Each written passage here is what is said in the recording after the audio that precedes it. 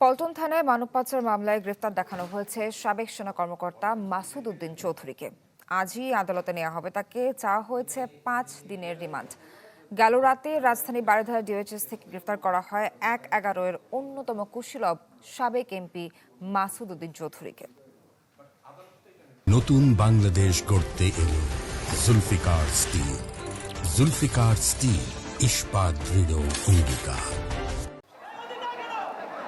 2007 সালের সেই অস্থির সময় 1/11 ক্ষমতার পালাবদল, দুর্নীতি বিরোধী অভিযান আর একের পর এক গ্রেপ্তার, যে অধ্যায় এখনও বাংলাদেশের রাজনীতিতে বেশ আলোচিত। তখনকার পট পরিবর্তনের অন্যতম প্রধান ভূমিকায় ছিলেন তৎকালীন সেনা কর্মকর্তা মাসুদ উদ্দিন চৌধুরী।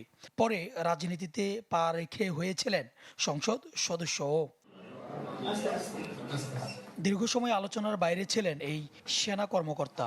সোমবার গভীর রাতে রাজধানীর বারিধারা থেকে তাকে গ্রেপ্তার করেছে মহানগর গোয়েন্দা পুলিশ। সাবেক সংসদ সদস্য মাসুদ উদ্দিন চৌধুরীকে গ্রেপ্তার করে।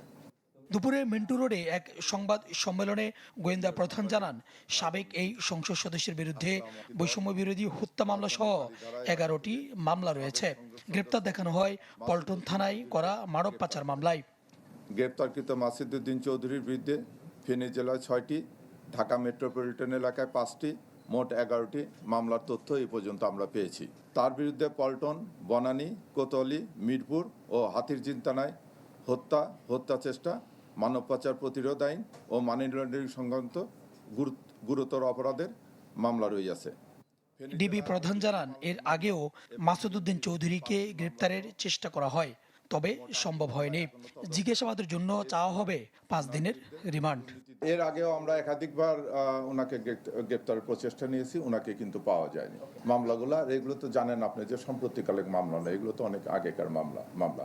এমন না যে আমরা সাম্প্রতিককালের মামলা রুজু করেছি। এগুলো সব মামলা এবং এগুলো সব কোনোটাই পুলিশ বাদী না, এগুলো তো ম্যাক্সিমাম পাবলিক বাদী হয়ে মামলা করেছে। এগুলো তো অনেক পুরাতন। আমরা অনেক দিন হলে ওনাকে খুঁজতেছি, আর ওয়ারেন্টের আসামি তো সে। ডিবি কার্যালয় থেকে সাবেক এমপি মাসুদ উদ্দিন চৌধুরীকে নেওয়া হবে আদালতে। সুলতান মাহমুদ আরিফ, চ্যানেল 24, ঢাকা।